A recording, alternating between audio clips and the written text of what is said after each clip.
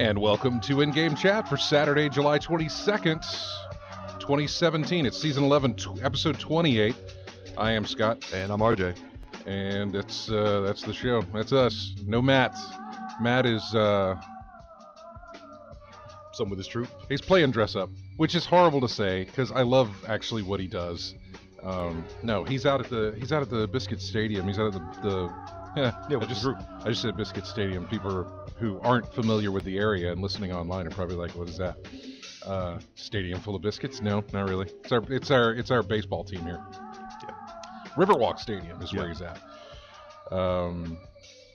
And he's out there, and he is dressed up in his Star Wars garb and doing his Star Wars thing. Yeah. Was it the 501? It's the 501st. Yeah. Yeah. So he's doing that tonight, which is great. For the kids. For the kids, for everybody else who's out there as well, and exactly. So, anyway, welcome to the show. If you'd like to get in touch with us, our phone number is 334-272-9228. That is 334-272-9228. Check out ingamechat.net for all the links to get in touch with us. You can find us on Twitter at InGameChat. You can also find us on Facebook. You can email us, everyone, at ingamechat.net. We are streaming right now on Twitch. Head over to twitch.tv. Up in the box, type in in-game chat, and you'll be able to find us.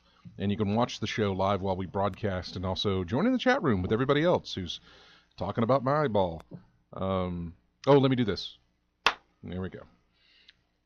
So, yeah, my eye got massively better. Yes, so much better tonight. So noticeable. I say tonight. I don't know. I'm off. No, it got much better, and I think it's pretty much back to normal, right? Yeah. Okay. It's much better than it was last week. That's for sure. It's much better than what it was of just Friday of last week. Mm-hmm. Friday it got very bad, and yeah, it wasn't good. It wasn't good. So now it's back to normal and everything's good, and I'm just glad it's better. I have not played a single. I haven't really put a lot of time in gaming this week. Yeah, taking care of your eye. Well, it was my eye, and then it was... I don't know, man. Anytime a game requires me to shut down all my stuff and have the game be the only thing running so that I can play it, I get annoyed. Really? Well, Dishonored 2. Okay.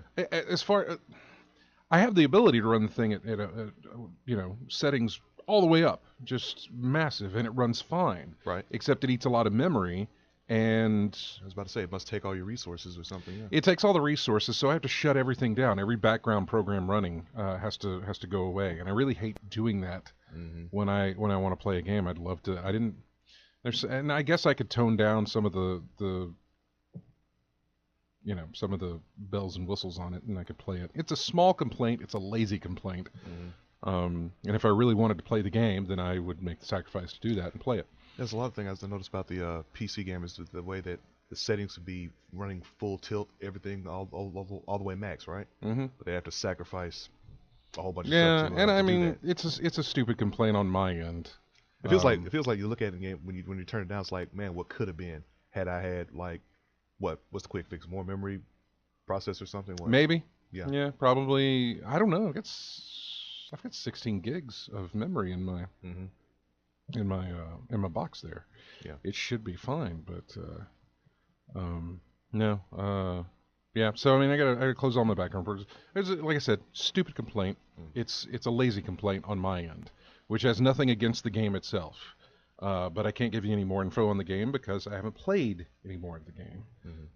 But the only thing that I played is the Destiny 2 beta, and we will save that discussion for a little bit later in the show. I know Drunk Degenerates is in the chat room, so I'm glad that he is, and hopefully he can call in and give us his opinion on the beta. For Destiny 2, and if anybody else has played it and wants to chime in, it is in open beta right now, which means you can download it to your PlayStation 4 or your Xbox One, and you can participate in the beta and play a little bit. They've got the opening mission, then they've got a strike, and then they have 2 forms of Crucible, and I'm not exactly sure what those 2 forms are, but I have not jumped into them. I've only played the Destiny beta one time. I played the opening mission, I did the strike, and I never opened it back up again. So, yeah.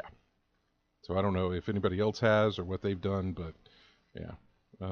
I'd love to hear what your opinion is whenever we get around to talking about it.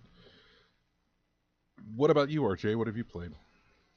Still struggling with the golf club too. I still cannot hit a shot straight to save my life. I mean, I've tried everything from putting more fade, less fade, trying to make it try to alter my swing back and forth. It's all about, like I said last time, it's all about the backswing, and I've still have yet to get that perfect angle of pulling the analog stick back and then pushing it forward at the right position to get a straight shot. And it's just maddeningly difficult. You're still nowadays. playing golf. I love that. Playing golf. I love that. Yep.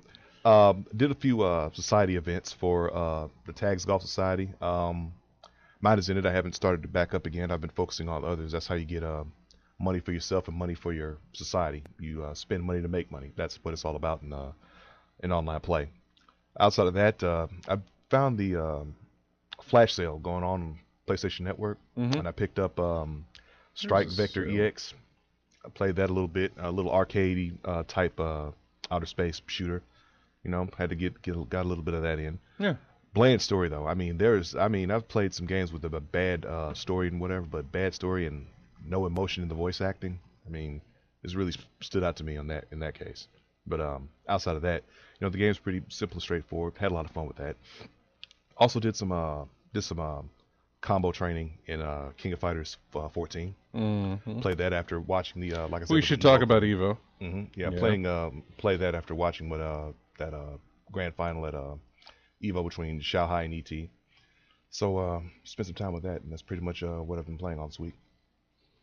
Yeah, we should talk about Evo. Actually, there's so much. I say there's so much going on. It's Comic-Con, man. Comic-Con's going on, so there's movie stuff, and I don't want to talk movie stuff because normally, you know, we're not doing movie stuff. There's video game stuff, but man, I've been trying to do like 2 or 3 things at the same time, trying to monitor all the stuff coming out of Comic-Con for Warner Brothers panel, and I think Marvel's panel's later today, and yeah, so was it yesterday? I can't remember. But yeah, there's been a lot of stuff, and so I've just been trying to keep up with that, and also everything else that I've been trying to do as well. So it's been fun. We should talk about Evo though, because I did watch a lot of that yesterday, or not yesterday, a lot of that last week after the show. After the show, I watched a lot of Evo, and then I watched more Evo the day after on Sunday. So yeah. I got to.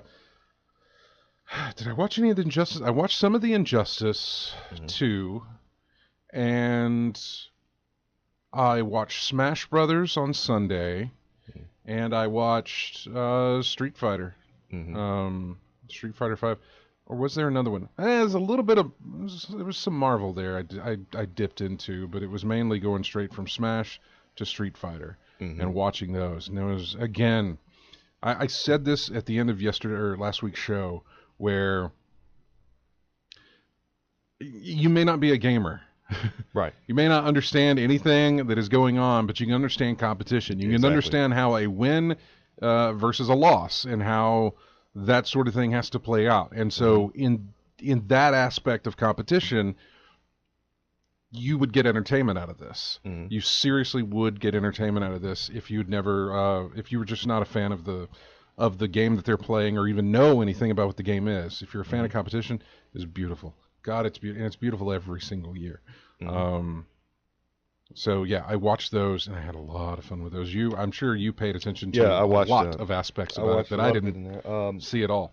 Yeah, I was watching a little bit of the ESPN broadcast of the finals for Street Fighter V, and the same thing that happened last year happened again this year with the change in outfits for some of the characters. There was a match between Kazunoko and he had to do that. He had to change the outfit because it was a TV broadcast. And it was a TV broadcast. Everybody's jumping on ESPN, but I say bear in mind Disney owns ESPN, and Disney is the king of family entertainment. Right? Anything that they're gonna. That's fine. I have no rage against that. I really don't, because the costume does not make your talent. Yeah, you know what I'm saying? I know, but I mean, plan ahead a little bit. Costumes have no effect whatsoever on absolutely none on frames and things like that. No, and to the best of my knowledge, there's no professional level player that I know of who is superstitious about costumes. About any costume to pick. They may have a favorite color or something like that, but if they have to change, they'll change. Yeah, the doesn't matter as long as you don't have to change your character. That's about it. Yeah. Mm-hmm. So I heard about that, but I hadn't. It was nothing that like triggered any kind of rage in me as far as like, oh, why are they? No. Yeah. I was like, fine. And apparently he didn't mind either. No, I mean, there was a moment where he didn't understand what was going on. He didn't understand. His English wasn't too good, so but he let the staff member change it up for him, so it was fine after that. But it was a good time all around. I wish the finals of Street Fighter V was a little more competitive, really, but Takedo was playing like a man possessed, man. I was going to say, now, are you talking about just the overall, or are you talking about that final round? Just the grand finals. It was a little bit one sided to me. How? But for Takedo and Punk, yeah. I mean, when he reset the bracket with those 3 rounds, and he won the next three like that. I mean, he obviously lost a match because it put him in the losers bracket, which means he had to do double. He had to reset the bracket. Yeah. He had to win. He had to win 3 just to reset the bracket, and then he had to win 3 again just to become champion. Yeah. So how is that one-sided? The way he pretty much dominated that match to me. Oh well, he dominated. Yeah. Yeah. That's what I mean. He from that point when he was in the loser bracket, he dominated the rest of the way, and he got through the grand finals. Not without too much difficulty, in my opinion. But he did lose at least once, so there was some difficulty at some point. Well, getting there, yeah. But when I looked at Punk, I didn't realize how young he is. He's still in his teens. Oh man! And it didn't have the same moxie and swag that he had like when I watched him on the Battle Circuit or any other tournament that he's in. Mm-hmm. But he was like visibly nervous, and it goes to show you, no matter how much experience you got, when you have that big of a stage that you're playing on, you're playing in the biggest video game tournament in America right now, and it's being televised and the whole world is watching.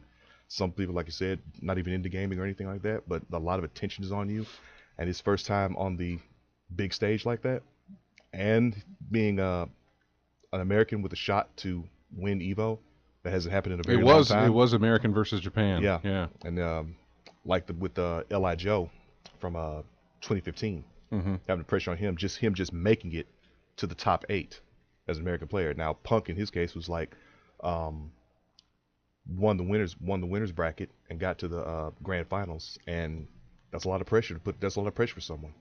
Yeah. So but it is what it is. And I congratulate Takedo on taking the win. Just as a show note, if you keep seeing me looking at my watch, it's because first off, I'm signed up for a company called Mondo, who does some vinyl and some posters and some really cool things. They always announce when things go on sale through their Twitter account, so I have their Twitter directly, like anytime they tweet, it goes straight to my phone, so I'll know when things go on sale. It's Comic-Con, so they're putting up all these things, and none of it's on sale at their website. It's all on sale exclusively at their booth at Comic-Con. That's why that's going off. The other reason is last night at about 10 o'clock, maybe it was 8 or 9, somewhere in there, Walmart online glitched and put the SNES Mini, the Super Nintendo Entertainment System Mini, or Classic, or whatever it's called. They put that on sale. Whoops. For about 40 minutes. It was up there. Bigger whoops. Yeah, it was up there for about 40 minutes. No other retailer put it out there. Best Buy didn't. Amazon didn't do it. Nobody else did it. Walmart did it for about 40 minutes last night. And then they took it down, and they took the page down. And then I found out this morning, following threads and stuff, that a lot of people got their stuff canceled. So it seems like it was a mistake. Yeah. But I had to subscribe to another person on Twitter who sends these things out. So when it goes off, I'm checking my watch to see if I got a notification, because I will stop this show if that goes on sale in the middle of the show. Not that I'll stop it, but I'll be like, if you see me grabbing my phone and start doing things, I'll tell everybody, hey, it's on sale. Go get it now if you want it. So yeah, that's why I was looking at that. No, I watched everything that afternoon. Smash Brothers was fantastic to watch. It always is. Yeah. Loved it. They had another situation. The finals of the Smash Brothers tournament is something worth watching. Because it was in the same situation where the guy had to win 3 just to reset the bracket, and then had to win 3 again.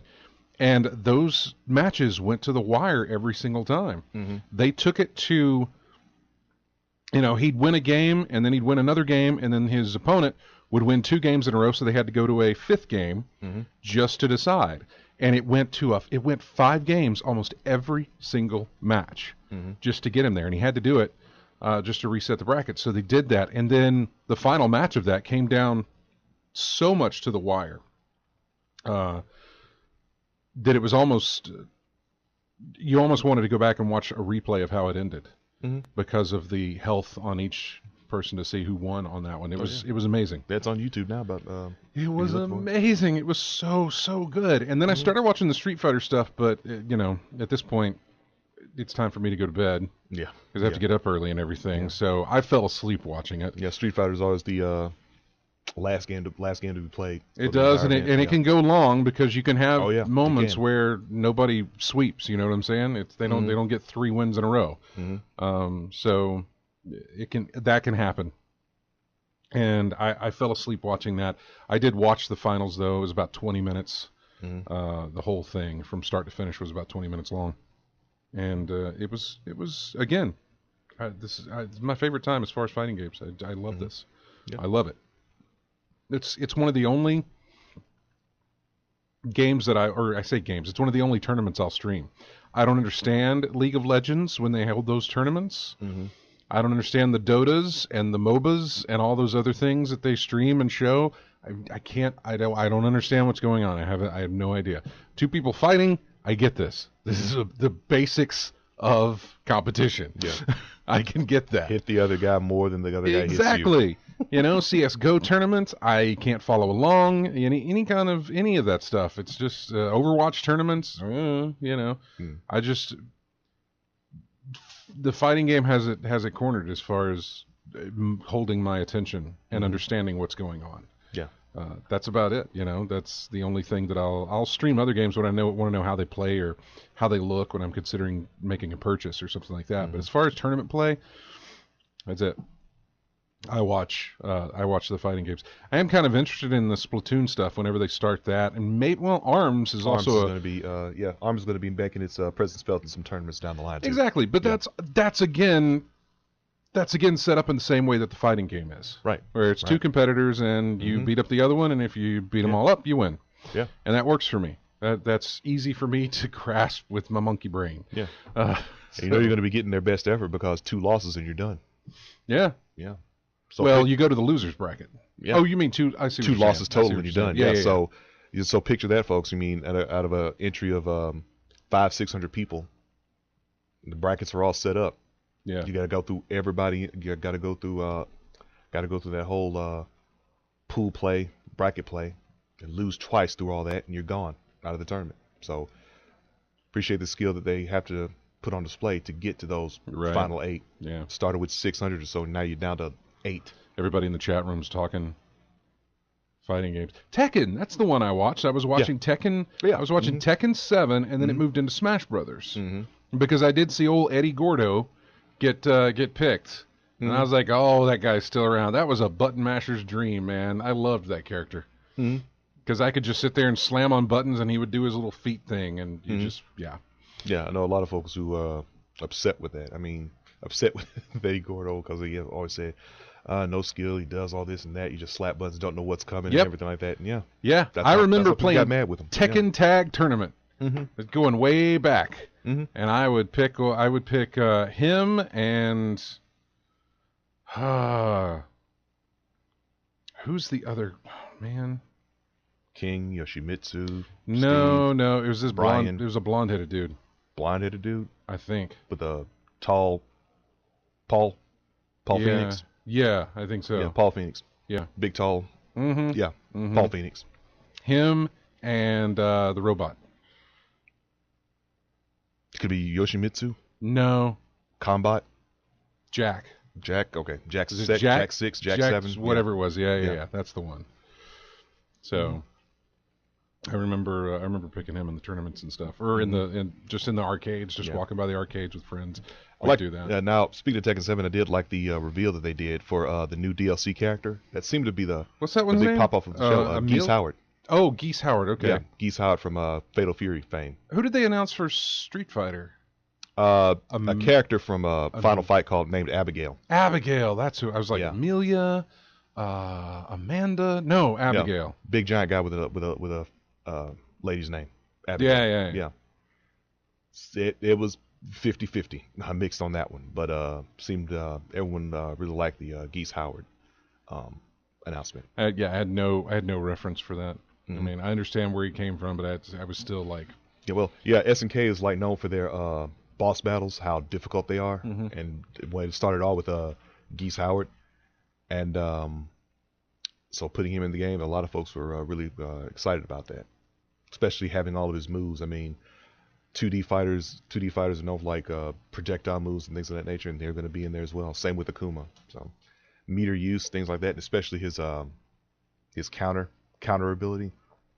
That's going to be in there as well. So he's going to be picked up and played a lot when he comes out in winter. How did it go for your games that you were watching? I know you watched the finals of Street Fighter and stuff, but you were more interested in that game that had happened on. Yeah, I was interested in King of Fighters. That had happened. When did that happen? Friday or Saturday? Saturday. Was it Saturday before we came on the air, or was it while we were on the air? Oh goodness, I'm trying to remember. Or was it that night? It was a night. I know that it was a night. Okay. Yeah. Anything? I know it was early. It was early in the tournament. Because they didn't. I guess they didn't do Guilty Gear this year, right? They did Guilty Gear. Yeah. Okay. They did. But I missed that one. But King of Fighters was really. You could have gone back and watched it though. Yeah. Anything? Like I said, it's all on YouTube by now. Yeah. So yeah, you can do all that. But King of Fighters really stood out to me. I just really liked seeing that in action. Any surprises for you? Anything that was, that stood out for you? Not just in King of Fighters, just the whole tournament. The announcements, of course, the reaction folks had to Geese Howard, Abigail, and the crossover with Blaze Blue and Under Night. I'm trying to say Under Night in Birth EXE late, that one, and having the character Ruby Rose, having the character Ruby Rose in there from RWBY as a guest character. Oh. That was something in there as well. They threw it in there. Yeah, that threw some folks for a loop. Mm-hmm. I remember, I think it was the Dead Rising arcade game that was announced at an E3 one time, and they used that stupid naming mechanic. Dead Rising EX Turbo 3 Special Edition, Capcom something level. tournament, whatever. Alpha. Yeah, exactly. Yeah, but really, those really stood out to me, and the tournament as well. But I'll be watching it again next year. All right. Mm-hmm. Well, we're going to take a break, our first break here of the show, and we're going to come back, and I don't know if we're going to talk Destiny 2. I think there's some other things we could hit upon real quick before we get to Destiny 2. I have my news in order of basically of when it happened throughout the week, so most of that is talking about, the Atari box. Kind of want to talk about that. because it sounded good at the time, and then they gave us an update about it, and it was like, oh, okay, this is probably not going to happen. Yeah, there's a few little news things to hit before we get into the Destiny 2 talk. But yeah, so we're going to take a break. When we come back, we'll have more of in-game chat, more of your phone calls if you want to call in. 334-272-9228. I was going through trying to figure out what to grab for music, and there really wasn't a lot available as far as new releases. So I checked what people were playing on Steam. I don't know who was playing it, but somebody was playing XCOM 2. And I decided to grab some music from there. This track is called New World Order. We'll be back with more of in-game chats right after this.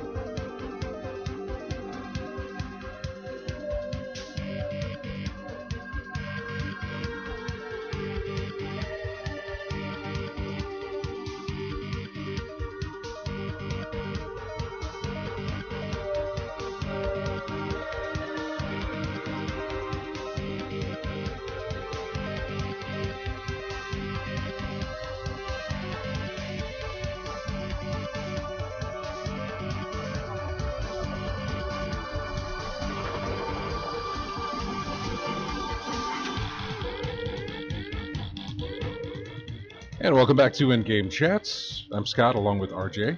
That is all that's here. Matt will be back with us next week. He is currently dressing up as a Star Wars character. I have no idea if he picks one costume, if he took a bunch, and he's going to change it up. But he'll be back next week. This music is actually from a game that Matt was playing. I checked my Steam friends list, saw that Matt was playing this, and I said, oh, see if I can find some music from it. It is Dead Rising 3. Recently in the Capcom bundle, for Humble Bundle that they were doing. Okay. So I got that bundle as well. I think that bundle's still going on. You might still have time to grab that. Maybe. Actually, they may have moved on to the Telltale bundle. I think they moved on to Telltale, which is great. There's a lot of games there, but unfortunately I own like 90% of the games in the Telltale bundle, and it wouldn't really benefit me much to lay down the money for it. Yeah, So. it's like typical for a flash sale. The stuff that you see at a really good price, you've already got. Right, Something on right. the system somewhere, yeah. Yeah, that's a lot with PSN. There's very few that I grab because I either already own them or they still haven't fallen to the point that I want to pick them up yet. Right. So, anyway, let's go to the phones and talk to Chris, who's been waiting. Hey, Chris. What's going on, y'all? Not much. What's going on with you, man? Playing Final Fantasy 12 while I'm talking to y'all. All right. That's one of the only few things you can actually play and talk on the phone at the same time. they're pretty much like I talked in the past. You know, all the characters are set up where they automatically do what you programmed them to do. So I can just walk around with the thumb on my joystick and just let them have at it. Yeah. How far along are you in that one? I'm maybe a fourth of the way into the storyline. It's been so long since I played it, I can't really remember, but I've got about 40 hours into the game so far, but mainly that's just running around and leveling and getting really strong, as you would say. I think I hear a little bit of it in the background. I'm not yeah, sure. yeah, it is. I don't know if do you have any interest in Destiny at all? I played into a little bit of the first one, but after that I just got out of it, and I'm not really into it at all, really. Okay, I didn't know if you maybe jumped into the beta a little bit, because it's now open for everybody, so you could download it and play it. And was going to get your opinion. We're going to talk about that in the next segment, though. So, what else has been going on for you? Not much, but yeah, even way further down the road, a couple months or later. Since I got the collector's edition of Final Fantasy 12, I'm also got the collector's edition of Ark Survival Evolved when it comes out physically, and the one for Yeast or it's spelled YS8 when it comes out as well. Also, All right. That may be something else to get together and show off sometime. I haven't pre-ordered any games other than I pre-ordered Destiny 2 only for the fact that I get the $10 from Best Buy, and I got the pre-release and I got the code for the beta so I could play it early, which come to find out didn't actually matter, but we'll talk about that in the next segment. And that's about it. I haven't put any money down on anything else. I think the only thing I've got is Sonic Mania. That's one thing I had put money down on. Yeah. I remember that. I pre-ordered that when that came up because I wanted the collector's edition. I was afraid it was going to sell out. I got the collector's edition as well. I understand that the chat room, or at least Lethal Migraine, will go off about pre-ordering games, and why you shouldn't do it. But I have my reasons. My reasons for Destiny was to get into the beta early, and I also get $10 back from Best Buy because I'm a Gamers Club reward member. Although, like I said, I'll agree with you. I didn't need to pre-order it because it didn't. Whatever. We'll talk about it next. We'll talk about it in the next segment. Okay. That didn't pan out the way it was supposed to be expected, huh? Do what? Well, again, we'll talk. We'll go into it. We'll go into it. I know you'll be listening, but we'll go into it, and I'll tell you why. And then again, I put my pre-orders down when I want the tchotchkes and the little stupid things that clutter my house. But I want to be able to get those before they sell out. Like I can't find. Speaking of Destiny 2, I can't find the carrier bag. The messenger bag version. Okay. They had. Like the difference between the Steelbook Collector's Edition version and the carrier bag version, other than the massive hike in price, it was like another $150. Yeah. It'd be a heck of a bag for $150. The only difference is the bag. Yeah, it really was. Yeah. And I really, again, it's sort of like the Switch where it was impulse thing. I didn't want it until I couldn't find it anywhere, and then I was like, I need to keep my eye on this. Maybe I do want it. And it's popped back up for sale a few times, but I haven't been able to catch it. So I'm sort of either way on it. If I can get it, that's great. If I can't, I'm really not too worried about it. But yeah, that's a situation where there was something that that you now can't find that if you pre-ordered it, you'd be able to have it. So yeah, that's the only reason I pre-ordered the collector's edition, all the little doodads like you do, and something to put up on the shelf or find more room to add to my collection. Yeah. Yeah, and Drunk Degenerate says the same thing. Amazon charges me when they send the game. Yeah. And not when you put the pre-order down. Not when you put the pre-order down. Yeah. And that actually works for a lot of places. Yeah. GameStop is the same way because the only way, here's the other thing, the only way you can get the special edition that comes with the Steelbook and not the bag, the $100 version that comes with the Steelbook and all the other tchotchkes, it's a GameStop exclusive. All the retailers have the one with the bag, except everybody's sold out. If I want the tier that's just below that, I can only go to GameStop. Otherwise, I'm just getting the bare bones digital deluxe edition, or whatever, just the game and the expansion passes. That's it. Right. And nothing else, all fancy pants. So, hey, Chris, thanks for calling, man. All right, y'all have a good one. You too. Take Take care. So, yeah, that was the case with Destiny here, and that's what I did with Sonic Mania. I wasn't sure how long that little statue of Sonic on the old Genesis was going to last, and so I went ahead and put in my pre-order for it. That was a long time ago too, because that game has shifted dates for a while now. But now I think August is mid-August, I think. Yeah, I think that's the final release on that. Yeah. So, and that one did not. By the way, that one's still available. They didn't sell out of those special editions. No, they're still available to pick up. So, but again, I did it through Amazon, so it's not like they haven't charged me for it yet, until it ships, which I don't have any worry about that. And he's right. Luther Mayer says games drop price so fast these days. There's no reason to buy anything day one. Oh yeah, they do. They really do. Yeah, I agree with you in that sense. Lethal Migraine. Unless you're as afflicted as I am with wanting to be able to talk about a game while it's still going strong, There's certain games that you can do that with. Sonic is one of those. Sonic Mania is at least one of those where I could wait until it drops in price and pick it up later. Yeah, no rush, but but then there are some whose community really only lasts for, the time that it's just released. Yeah. I mean, sometimes I look at these game prices and I look at it, and when I see the price drop after so short a time after release, the first thing that comes to mind is, oh goodness, what happened? Division on PC is one of those titles. I had bought that I had played the beta, and then I bought it for PS4, played a little bit of it, and then I took it back, and I didn't, because I was not into it. However, everybody else on the show got it for PC and were playing it. I eventually picked it up on PC for $10. Not even a year after the game had released, I picked it up for PC for $10, went into there to play it, and there's just nobody. There's people to play with, but they're all massively higher leveled, and I can't do anything with them. Yeah, you're not catching up anytime soon. But there was nobody at the lower levels to mess around and play with in the game. With, so, yeah, nothing was there. Community they'd already leveled up, and anybody in the lower base had already left. Consoles maintain their community a lot stronger than the PC does, that I've found. Yeah. So, in fact, let me ask you this: what's the quickest price drop you've seen from a day one release title? A day one release title, probably.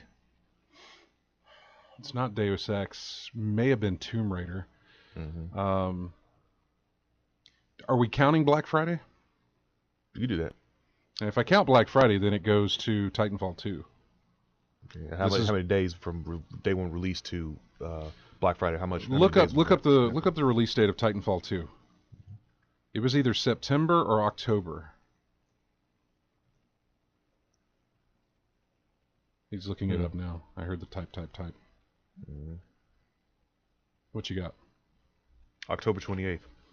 That's when it released? Yeah. Wow, it's even quicker. So October 28th, Black Friday of that year, which was only 2 weeks later?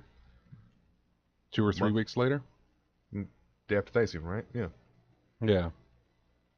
It was $19. Yeah, about a month, yeah. Yeah. That would be the quickest. 1 month, dropped to $19. But again, that's Black Friday. Although right now you can still pick it up for base price, $19. Yeah, I mean you can now get it for $19, and it's good that you bring that up because they've added a horde mode, co-op multiplayer horde mode for Titanfall 2. Okay. And Titanfall 2 is not a bad game. I want to tell people this. Titanfall 2 is actually fun. The single player that they put in that game that they didn't actually have any reason to do, but they did it anyway, they did a fantastic job with, and that is a fun game to play. And especially for the $19 or whatever you can get it for cheaper than that, easy buy. As an easy buy. I have no idea if the community still supports the online aspect of it. I have a feeling they do because the game is still getting free updates. Mm-hmm. It's something they promised at the outset of the game's release. We'll do updates to this game that you'll never have to pay for. Yeah. You can pay for like cosmetic things, but the maps and all the other stuff that they're adding to the game, it's all free. Mm-hmm. You don't have to pay for anything. Yeah. So they're really supporting that game. Respawn did a fantastic job with Titanfall 2. It flew way under the radar, and that's really sad to see because they're doing a great job with it. Mm-hmm. And now they're adding a 4-player co-op horde mode. So, yeah, it's wonderful. So, yeah. Evan04111 says, Titanfall 2, you can get full game access on Origin. So I guess it's moved into the Origin Access Vault thing, where you can just play the game for free if you're an Origin member. So yeah, go that route too. That's totally fine as well. The Atari box that I wanted to talk about. Mm-hmm.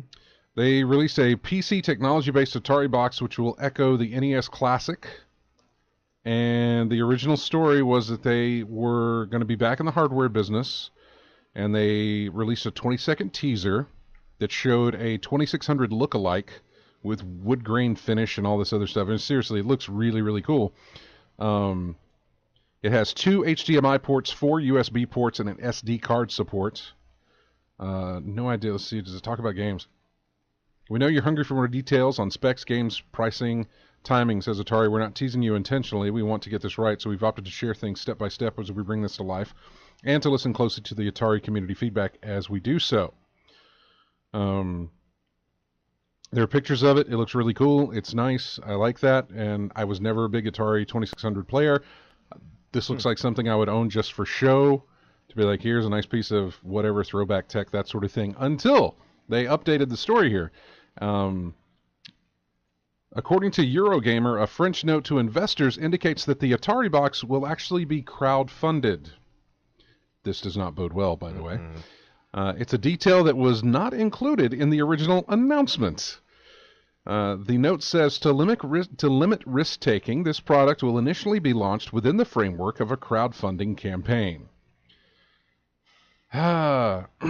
This changes the situation dramatically because it doesn't limit the risk. It simply places it on the shoulders of consumers who will be asked to put forth not insignificant amounts of money purely on faith.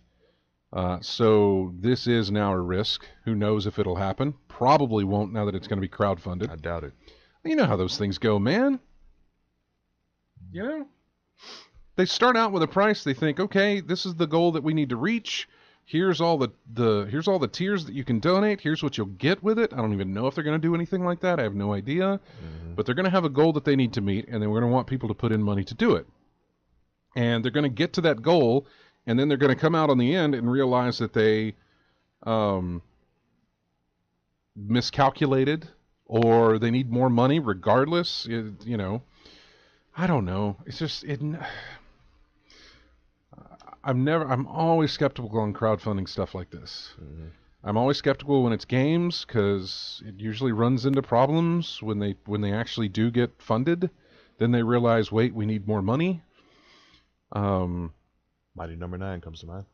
Well, Abduction comes to mind for me, but that game actually panned out quite well. Mm-hmm. That worked out very well. And they're still doing things. I got my big box of physical items a couple of weeks back. Poster, T-shirt, Frisbee thing. I don't know, just a bunch of stuff. A box for the game itself, autographed, of course. So I got all of those things that came with the tier that I donated for, and that was great that it actually came through. But so some games don't actually do this, which is why I go minimal on anything anything that sort of interests me on those crowdfunding things. I don't go high tier anymore. You know, I don't care what they're offering. I mean, obviously, if Cyan was going to do another Abduction game and they wanted to crowdfund, I'd feel a little bit better because they got the first one done. Mm-hmm. You know, I probably wouldn't be as skeptical about it. But anybody else, I'm just like, I'm going to just go I'm going to go bottom tier. Mm-hmm. I'm not going to go do a lot of money for this because you might not make it. So I'll do enough just to get the game if I'm even that interested. Mm-hmm. Sometimes I'm not. Sometimes I'll just mark it as a favorite so that I can remember it when it comes back around. and see that I could purchase it during a Steam sale for cheaper than I could have backed it on their crowdfunding campaign. Yeah. That sometimes happens as well. So, Windjammer's got a release date. I don't know if you saw that, RJ. I know you're excited about that. Yeah, I know a lot of folks who would be beating each other black and blue playing that game online. It is going to be out August 29th on PS4 and Vita. Got a price? Oh, crap, I closed the thing. Let me open it back up. 15 to 20, I'm guessing. I don't know. I do not see a price. The re-release was first announced at PlayStation Experience last year. Windjammers continues. This version retains... I do not see a price on this, man. Okay. Sorry. So, not in the article. Yeah. Yep, that'll be one I'll pick up anyway. Oh, I know it will. Kingdom Hearts 3, we sort of got a date on. I mean, we got a year, 2018. But that can change easily. What we did get is a new look at a world which was, I guess the Toy Story world. Okay. They're going to go into the Pixar films, which opens up a lot of promise. I don't know if they'll just touch on Toy Story, or if they'll go into some of the other Pixar titles or anything like that. Probably just stick with the most famous, which would be Toy Story. I was really interested, though, if they would go into like the Wreck-It Ralph territory, because that's a Disney character based on a game that doesn't exist, but it's set in the video game world. And then Kingdom Hearts 3 is a video game set in the Disney world, so how meta would it be if those two came together, clashed and came together, and how it's interesting how that could pan out. So I was curious of how it would do. Let's see, news on Evo, of course, we saw that. PlayerUnknown's Battlegrounds is just doing fantastic. They passed GTA 5 for most concurrent Steam users, and it sold God knows how many in amount. What was it? I've got it here somewhere. In less than 4 months, PlayerUnknown's Battlegrounds sold 5 million copies. In less than 4 months, an early access game on Steam has sold 5 million copies. So that's amazing, and it's going to get a console debut coming up in the fall. Okay. I think whenever it comes out of early access, they've said that. So I'm looking forward to that as well. So yeah, we're going to talk about Destiny 2's beta when we come back after this break. And if you want to get in on this conversation, just give us a call. I'd love to know what you think of the beta. This is very important because I want to see if it matches up with my thoughts as well. 334-272-9228 is the number. I have some issues with Destiny 2. I know that I'm still going to play Destiny 2. I just will. It's my thing. I'll do it. But I have some problems with the changes that they've made.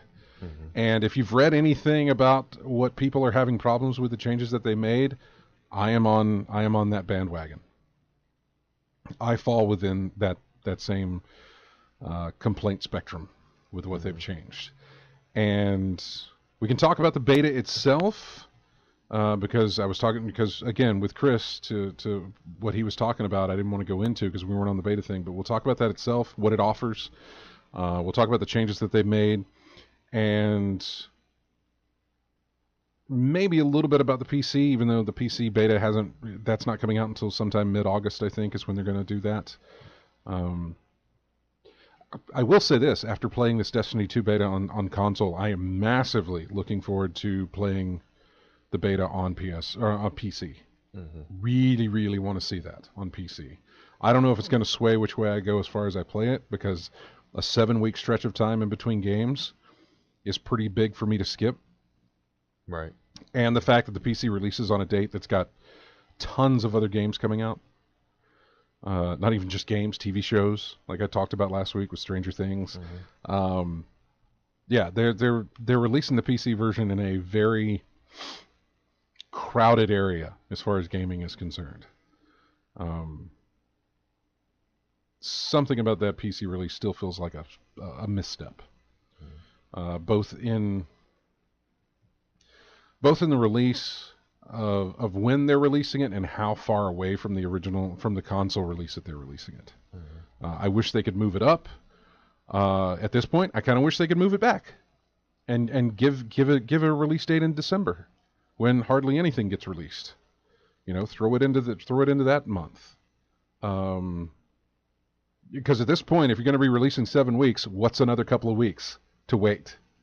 Why do that? So that's my thing. And yeah, I know. Evan says people don't like change of any kind. I know, man. I don't want to be a grumpy old man yelling at clouds, right? But there's some significant changes that they've made here, and after 3 years of doing it one way, and now they're changing it. They're changing it in a way that I didn't think needed to be changed, honestly.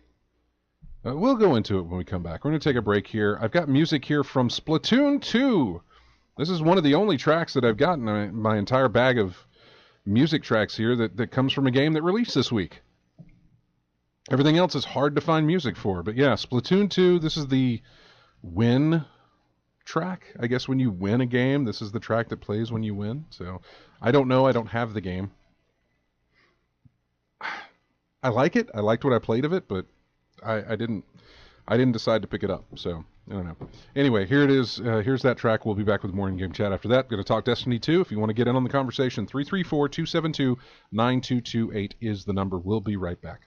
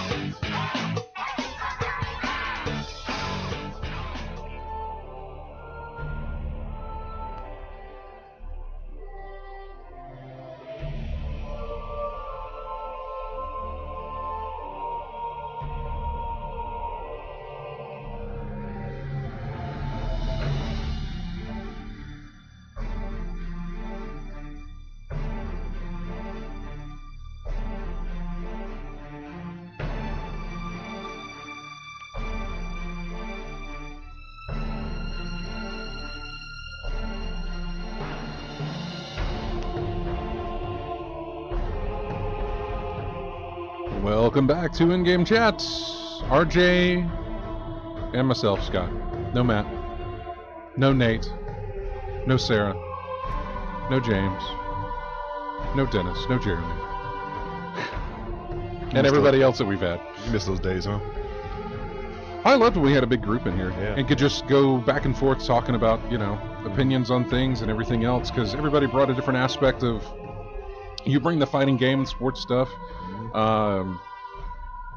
Almost everybody else but me, Jeremy and James, could bring the history of titles or things like that, and their opinions of those. Dennis hit the 3DS stuff, he had a Wii U when none of us did.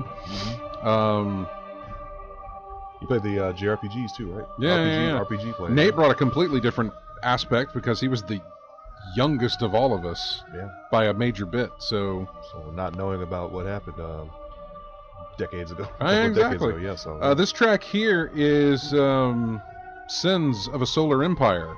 I don't know who's on the phone, so I'm going to put them on hold real quick. Whoever you are, we'll get to you in just a second. Sins of a Solar Empire, this is the Advent theme. I was looking for something for a game that released. I couldn't find anything, so in the YouTube videos on the side, it had other game soundtracks, and I was like, oh, Sins of a Solar Empire. I'll use that one. I've never used it before, so that's what this is. Real quick, before we jump into the Destiny 2 talk, I just want to say, I know in movies and stuff, and I know that, but I saw Dunkirk yesterday. Go see that movie. It's awesome. It's really, really good. How long is it? It's actually very short. Really? Yes. Do you want me to include trailers or not? No, just the movie itself. About an hour and a half. Okay. Yeah. Not standard length of a. They're not typical for a war film. It's definitely not typical of both a war film and a Christopher Nolan film. Okay. Christopher Nolan's been doing the 2.5+ hour movies for a long time now. Mm-hmm. And for this one being a war movie, being a true story, being everything that it was, being this epic that everybody had called it, no, man, it was... I got there late, but it was still in the trailers. So the movie started at about 2:20 in the afternoon, and I looked at my clock when the credits started, and it was about... I looked at my watch when the credits started, and it was about 3:56. Okay. So, yeah, it's a little over 90 minutes. 2 hours. Just under 2 hours if you include trailers. Okay. So, yeah. But definitely worth seeing. If you've got an IMAX anywhere near you, go to that showing. Go to that showing. Fantastic. Loud, but, just, on my Facebook page, the J. Scott Facebook page, I wrote a long review. So if you can find that, go read it. It's you'll hear my opinion on it. There we go. So there you go. Let me go to the phones real quick. I don't know who this is. I have a suspicion, but I don't know who this is. Hey, you're on in-game chat. Who's this? Here's Josh, aka Drunk Degenerate. Hey, I was hoping it was going to be you. Let's talk Destiny 2's beta. Yeah. You want me to go into mine first, or you want So here, let me do that because you're gonna have I think you're gonna have a different opinion. I don't know, but you might. Destiny 2's beta is very, very small in comparison to what the beta was for the very first game, which I'm not saying is necessarily bad. A lot of people played the first beta for the game, and because it was so big and had all these things you could do in it, people got tired of it by the time the actual game released. So this is just a little taste of it then? Yeah. This is a very small taste. Okay. It includes Crucible maps, like 2 different things on that thing, and I'll discuss with you, Josh, about what those are, because I never played them. A strike, and the very first, like, the mission, homecoming mission, which is what we've seen being played whenever they show that thing off. It's the destruction of the tower, right. and everything that you fight that sets the new thing. So that's all it's got. And the strike. Don't forget that. No, I said it has a strike. Oh, okay. Yeah. I mentioned it has a strike. So it's got those things. I played it. They have significantly changed how your loadout works. Basically, you have your primary weapons in your first slot. Weapons, plural? Well, you that's where your primaries go. Okay. Your primaries go in the first slot. And you can switch out weapons all the time. You only get, there's 3 tiers of weapons, and you can only carry one of each of those 3 tiers. Right. But in the middle of the game or match or whatever, you can pop out and switch over to a different, within that selection. So your first tier is your primaries. Your second tier, this is different, is like your primaries, but with energy effects. Solar, arc, void. Okay. And then your third tier is your power weapons, is what they're calling it. So they also have elemental effects to them, just like your second tier, but your third is where your grenade launchers and your rockets, which is where they were before in the first game, but now also your fusion rifles, your shotguns, and your sniper rifles. So, and also the ammo for those is very, very scarce. So you won't be using them much. Not much at all. Right. I have an issue with that. Yeah. I really have an issue with that. And the reason they did this was for PvP. They did this for the PvP aspect, which I have not even played in this, so maybe it actually works for that. But I haven't even played PvP with this new thing as well. But it's crossing over to PvE, and I don't like it. Grumpy yell. So, that's... And the reason I'm excited about the PC beta is because it's coming later, right? Right. So, Bungie has released statements saying, we hear your complaints about the power weapon ammo of it being available, which, here's another thing. Only one person, and not, I don't think this applies in PvE, but in PvP, if everybody stood around the ammo box when somebody activated it, We all got the ammo.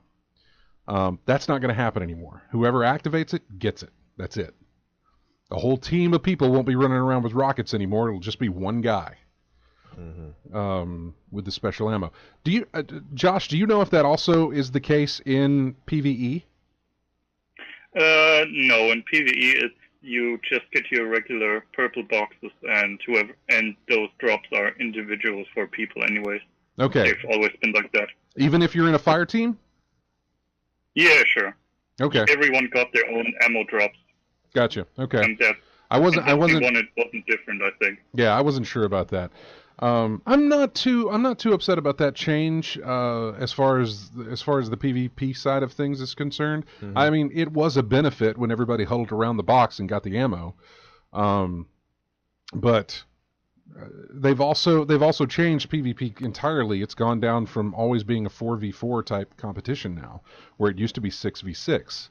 So maps are going to be smaller to incorporate this, and the matches are going to be, it's going to change the dynamic of matches considerably. I think it's going to be shorter. Which is fun. I think so too. Yeah, much shorter. Which is, here's another thing. And again, Bungie has said this will not be the way it will be in the final game. Your recharge rate on grenades and your supers is very slow. It's insanely slow. And insanely slow to the point that some people aren't even get to popping them off when they're playing PvP matches. I don't recall these the supers being abused or anything like that during. They weren't, games. but you got to do it at least once, maybe twice, and you'd get a lot of super energy whenever you'd make a lot of kills and go on streaks and that sort of thing. Right. But it still recharges extremely slow. Like I said, a lot of people in PvP matches aren't even getting to pop off their supers yet until near the match end. If that. And I know when I was fighting the boss of the strike, I think I used my super twice in the entire strike. And yeah, it recharges really slow. That's another thing. What? Which were longer, strikes or raids? Raids are longer. Raids, okay, so strike, okay. Yeah, they don't have a raid here for you to try yet, but this is just the strike. Now, if you were in a raid and you only got to pop it twice, that sounds like a problem. No, I know. No. In a raid, you'll probably get to pop it off more. Again, Bungie has said that they've addressed this and it'll be different in the final build. Okay. What I am excited about for PC is hopefully we see these changes in the PC beta. Mm-hmm. I also don't believe them, by the way, Josh. I don't believe them when they say, "Oh, you're playing an old build. It'll be different it's already different in the one we're playing." I want to grab them and say, "Look. You made changes within a week." Somebody would complain about a spam of they had hunters who could just spam their grenades or spam their supers or whatever they were doing. You made that change. You found out about it on like a Tuesday and changed it on a Thursday. You can change this. You can update this beta. You have to be. I mean, I know I have no idea how game development works. I just know that their history over 3 years has shown that when they wanted to make or implement a change, they could do it anytime they wanted to. They just sent, Yeah. And so. Yeah, but I can't. Do what? I can't imagine that they're not pouring that much effort into the beta when the full game is about to release. I think that's eating more resources right now. I don't know, man. A lot of people are basing their enjoyment of this off of what they're playing right now. I mean, come on, it's Destiny and it's Bungie, and I don't think they're going to hurt. I don't think they're going to hurt because of the complaints that they're getting right now. Even complaining, people are still going to buy it.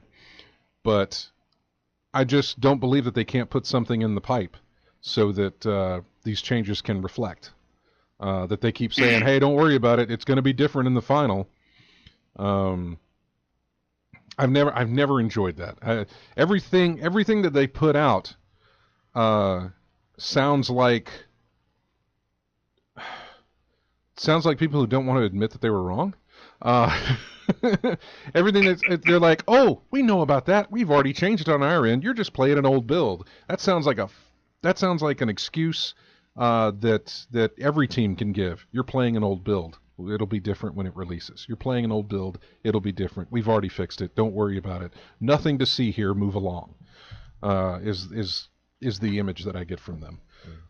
on that regard. So yeah, I'm a little bit upset. Now I will say that when I was playing the game and going through that first mission, I saw interesting effects with fire and with banners and with the wind and the rain and everything else, and I thought, man, this is going to look fantastic on a PC. It's going to look really great on my 1440p monitor running at 60 frames a second or even higher. This is going to be nice. So I'm actually really anxious to play the PC beta whenever they do release that. But anyway, there's my complaints. There'll probably be some more when I think about them. But Josh, I hand it over to you. What are your thoughts on the Destiny 2 beta? Well, first of all, the impression that it's more of the same, I would say it's not too far off. It's more like further tweaking of the base game and not something exceptionally different. I'd agree with you on that. But in general, yeah, it does feel a lot like they have been doing a lot of more PvP balancing and bleeding that into PvE. Right. But I feel like the whole PvP thing with 4 players and how the kill times are changing and the general movement speed, I think they're pushing it all towards more of a Halo feel, like they made Halo back in the day, the multiplayer. Maybe. I haven't played Halo multiplayer in forever, man. Yeah, but I think it seems a little bit like they're pushing it that way with the whole 4-player versus 4-player thing, and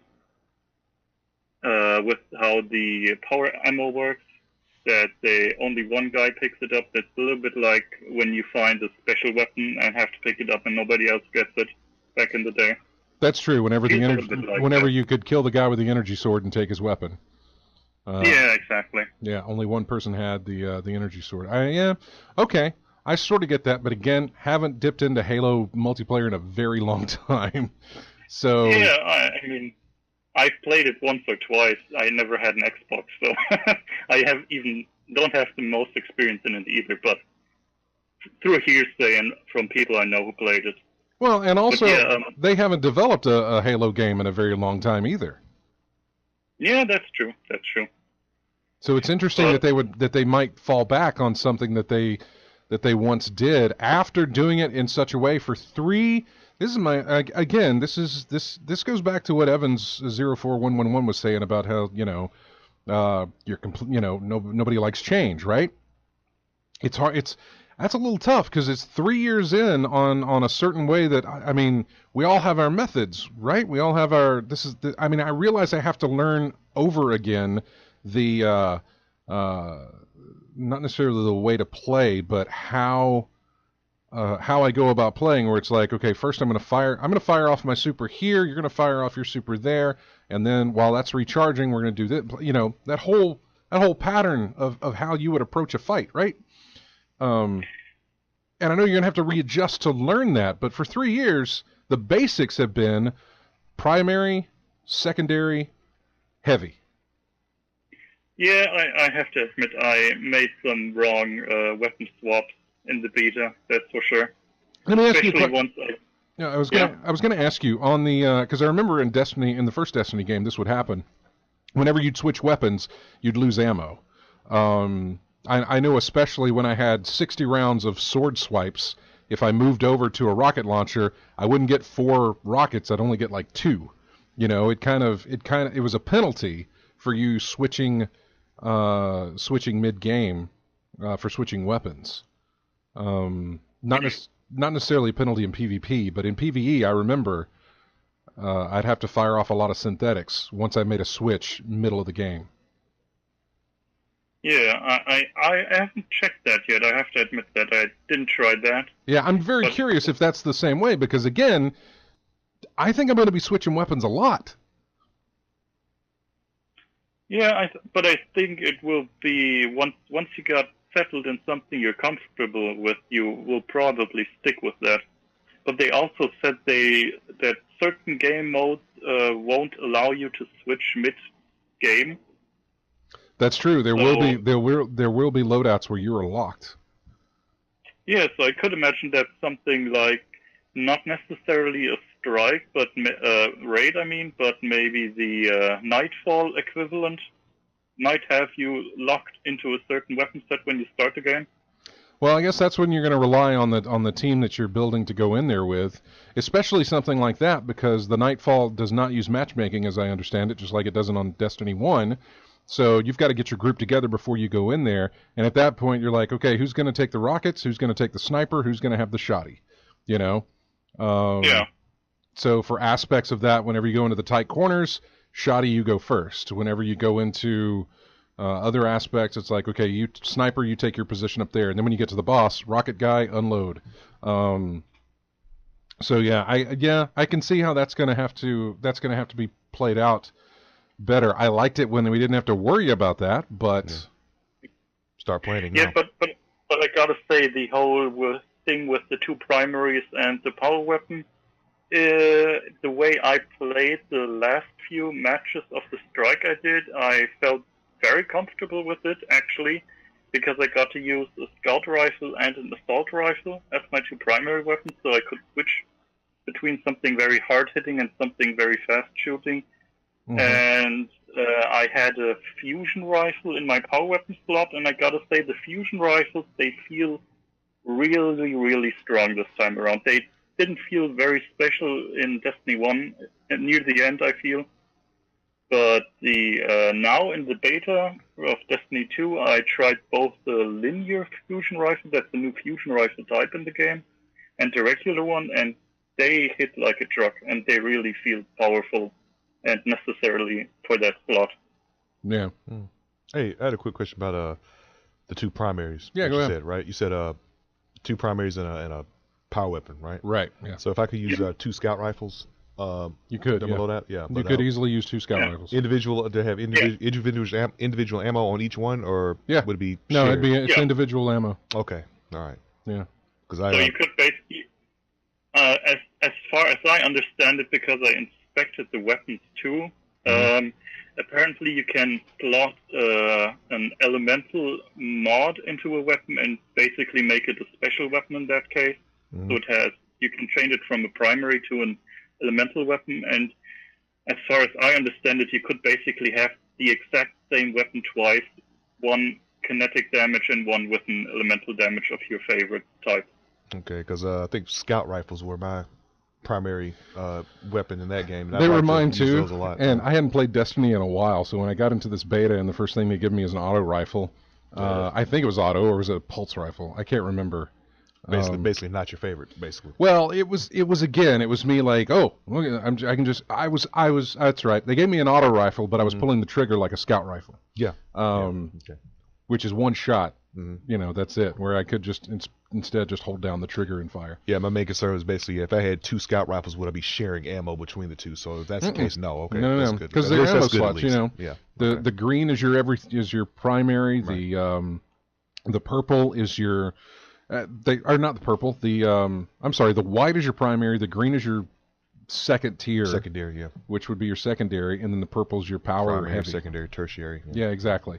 So you have those, and no, you don't share ammo between weapons. Okay. Good. So I don't know. I'm just man. Maybe I should play it more. But I'm and I will obviously. You know, I'm still gonna play it when it releases. You know, I'm I will for sure. Exactly, and this is something James and I did a whole lot of, which was complain about Destiny, but also at the end of it say, but I'll be there doing it. You know, every time we complain about it, it's just, but I'll still be there playing it. You're getting your money's worth at least. Because the shooting still feels really good. The game feels really good. And again, I go back to I can't wait to do this on PC. I can't wait to have mouse keyboard control of this thing. And seeing how that feels to play with the aiming of a mouse. This is interesting. So I'm looking forward to that. I'm really looking forward to playing it on PC, especially the beta. And I'm hoping that the beta they give us on PC will be updated with other changes and not this old thing that we're playing right now. That would be nice to see. Yeah, I haven't heard any updates on the PC side of things. Other than, we're still on track to get the beta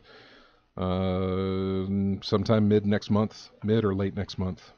So hopefully it doesn't happen while I'm at Seattle for PAX. because then I won't get to play it at all. Crossed. I know, exactly. So you're good with it then, huh?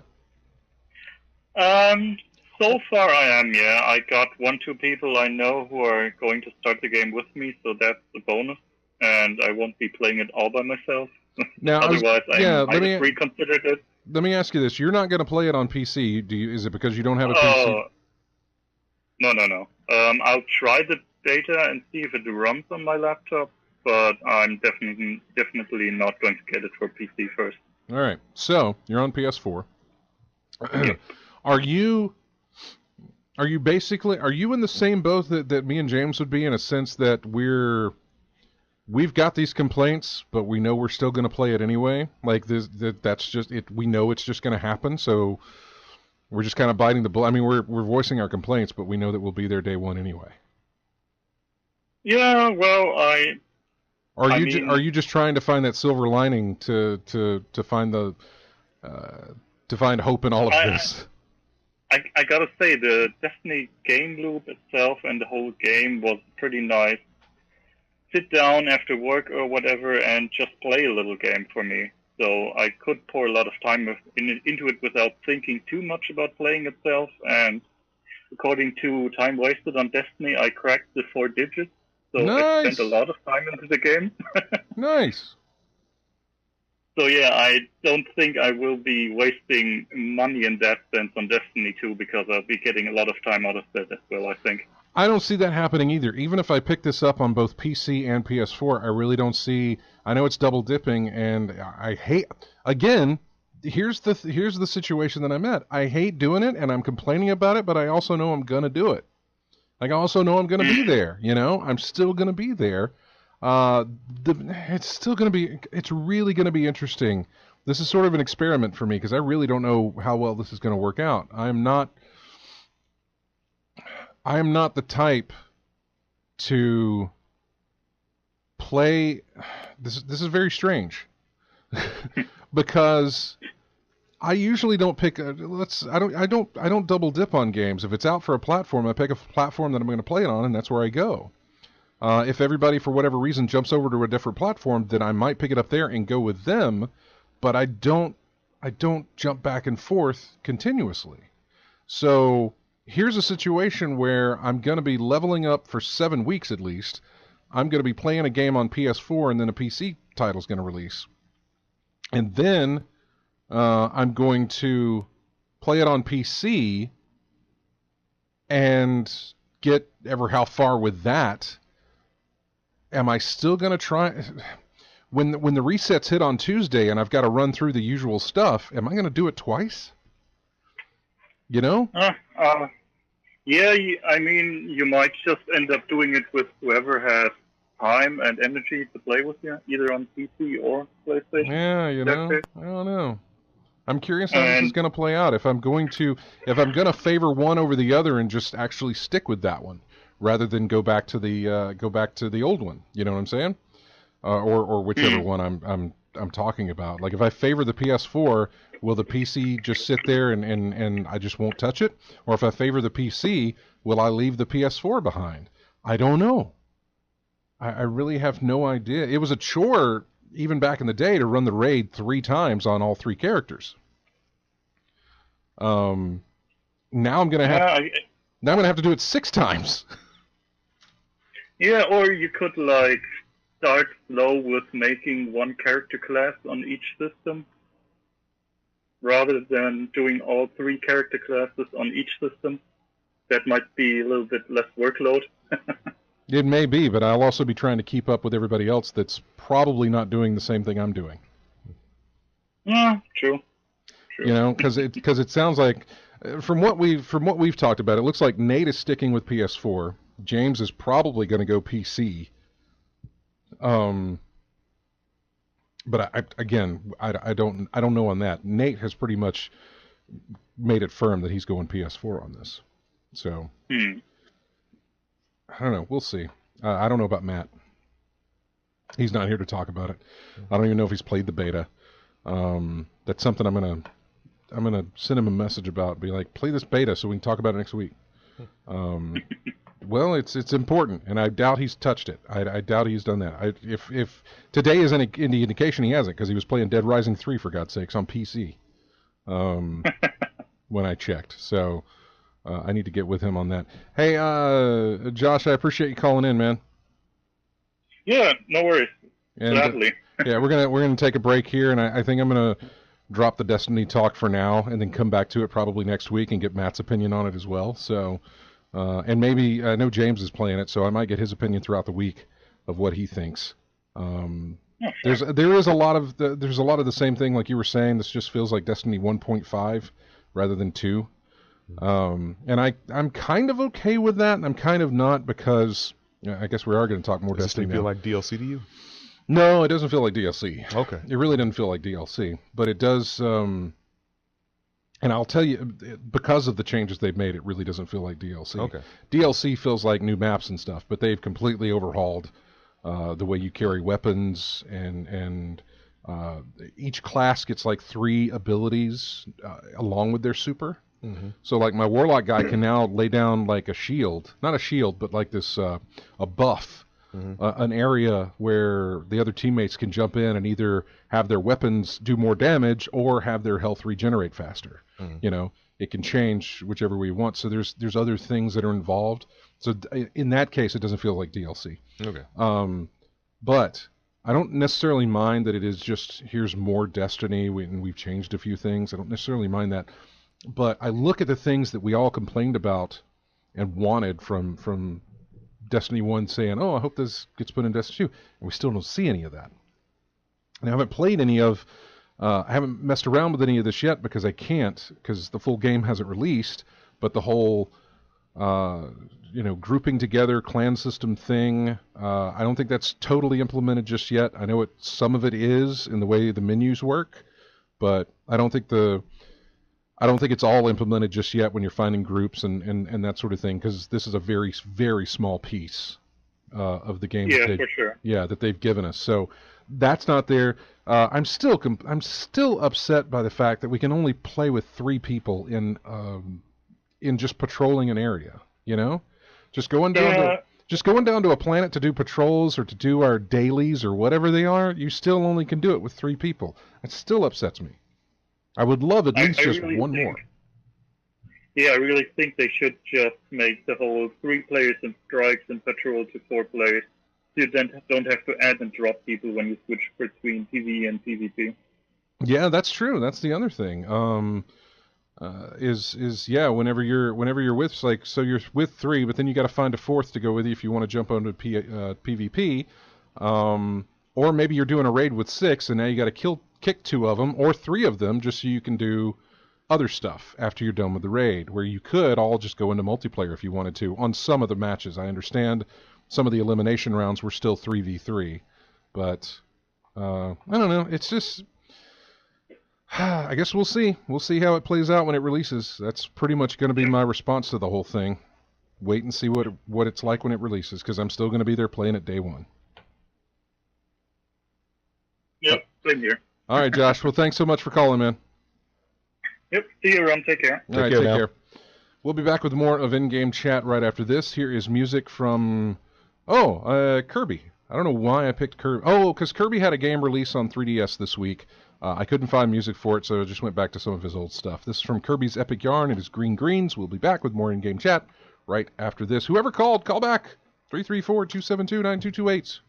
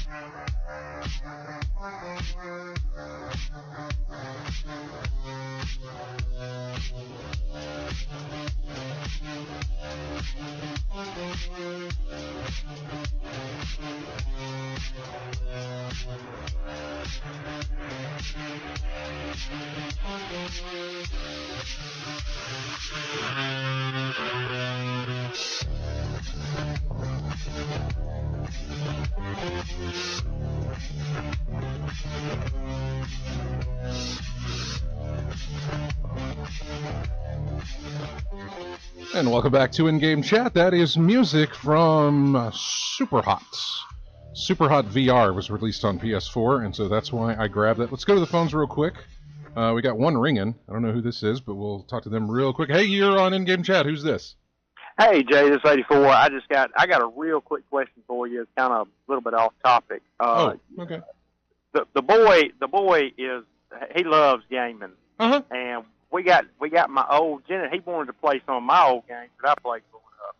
And I got my old Genesis out the other night, and the controllers don't work. Is there somewhere you can get them rebuilt, or you can buy new controllers for the retro games, the older ones? Oh man, around here, well, or you named it pretty much. You named it pretty much spot on there when you said retro. Free plug to them, I guess. But Retro Game Planet in Prattville. Prattville. Yep. Mm-hmm. If you don't mind taking a trip to the preferred community, I guess I can head up that way. Retro Game Planet in Prattville. Rustin Williams is the guy that owns the place. They may do repairs, but even if they don't, they'll have some controllers for you, probably dirt cheap too. Yeah, and it's just the AB button just doesn't work. I mean, they don't, and it drives you crazy when you're playing, and half the time, it hits, and half the time it doesn't. So, yeah, no, that's going to be your best bet right there. But he's gonna discover the joy of something that the kids don't know anything about now, is taking the cartridge out and blowing on it, getting dust off of it, taking it back in where it'll work. Exactly. We've all done that. So, all right. Well, I sure appreciate it. No problem. Hey, how you doing, RJ? I'm good. I'm good, man. All right, bro. Hey, enjoy it. Y'all keep up the good work. All right, man. Take care. Now. Take care. Okay. Bye-bye.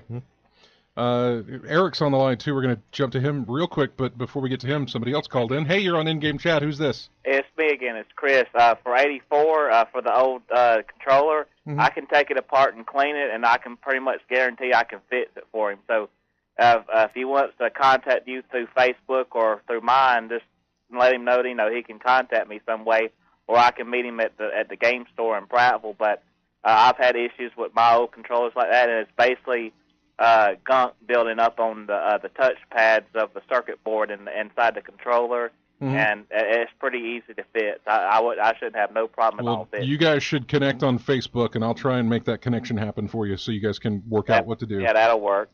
So I'll happy to be able to help him if I can. Well, thanks, Chris. Appreciate it. All right, bye. Bye-bye. Take care. Let's go to Eric real quick. Hey, Eric.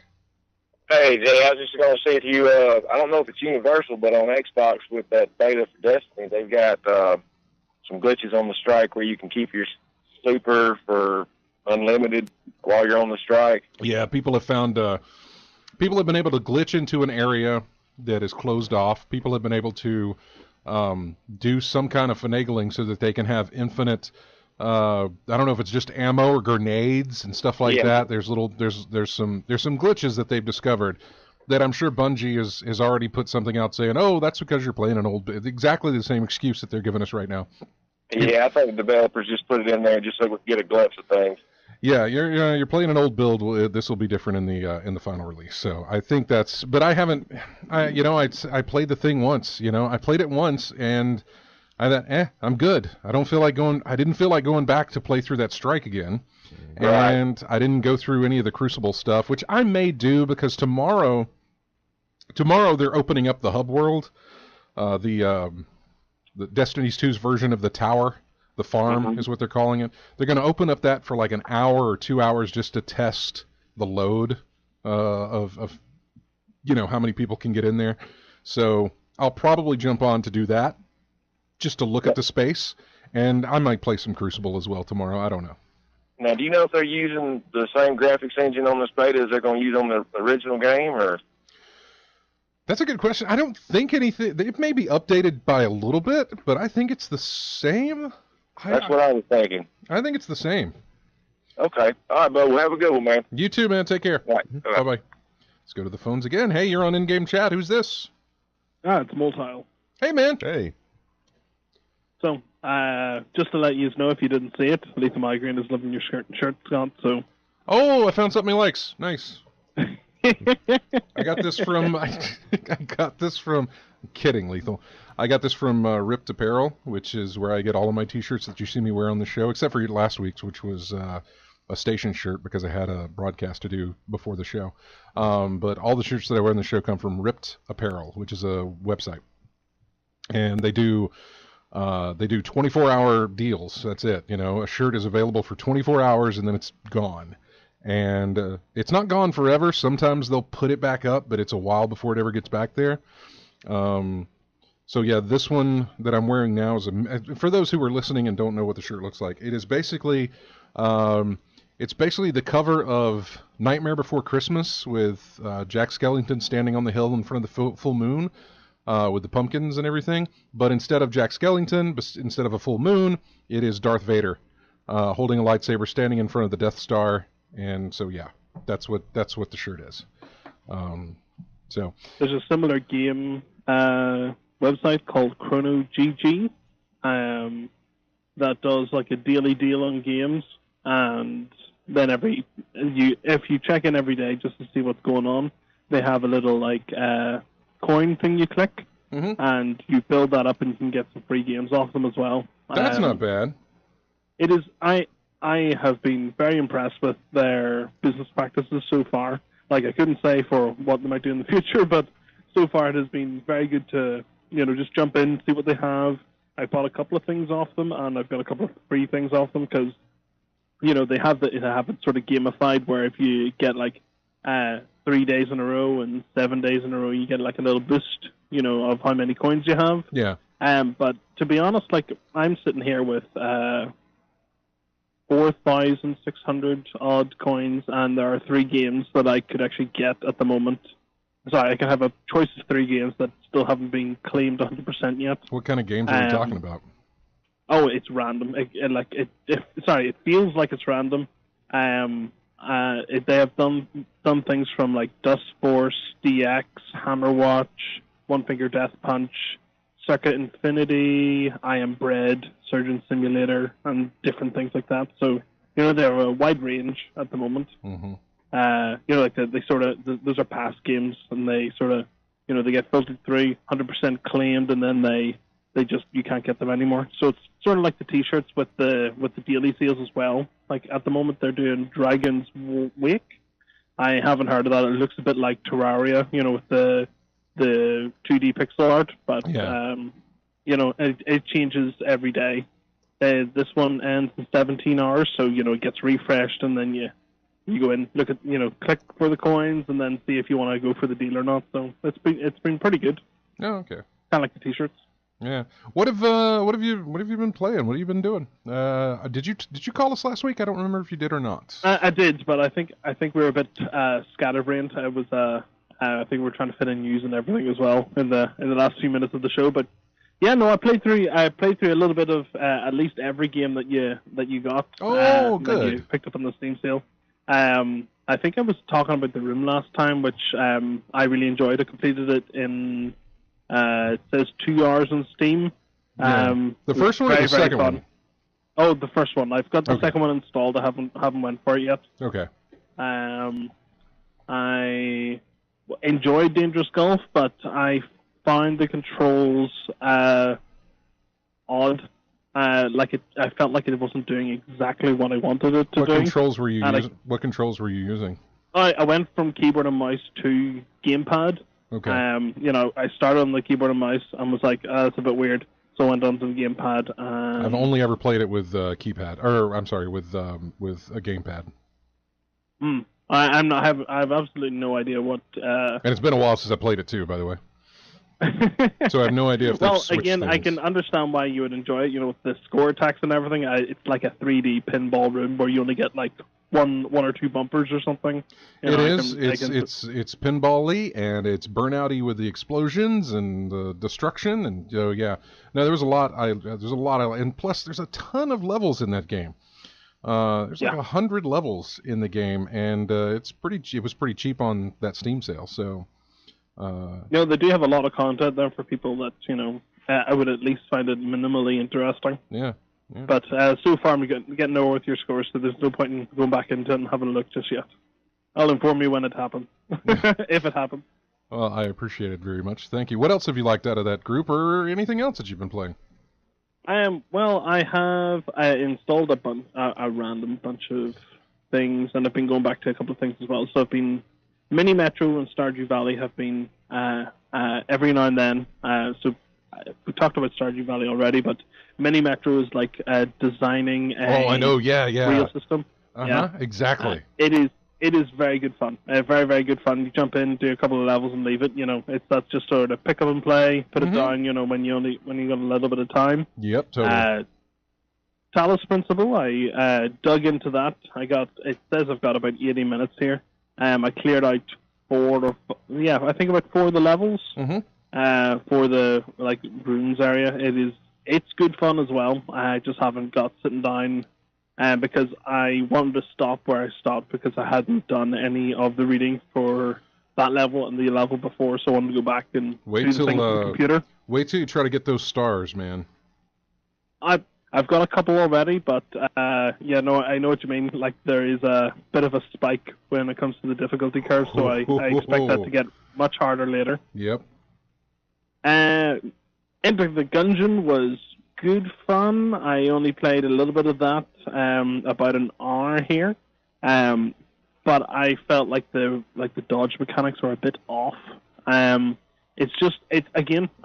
People seem to be enjoying that game as well. So it's probably just me with how I feel like the dodge mechanics should work in regards to actually how it does. So I'm expecting the invulnerability inside the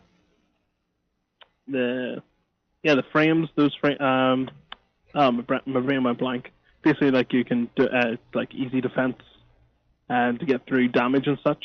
The dodge mechanic isn't really gelling with how I feel like it works, and the controls are a little bit different on how I would like it. So I haven't even gone in and tried to change it yet. But the way it's set up, it's quite good. I might have to go in and have a go with the keyboard and mouse on that one to see if that's what I'm looking for, because a similar game called Nuclear Throne is, you've got that same sort of mechanic of, you're using guns and you're firing and such, and there's slow bullets and it gets sort of bullet helly, but it's good. I think at the moment I prefer Nuclear Throne, but again, I put a lot more time into that, so that's probably what I'm used to.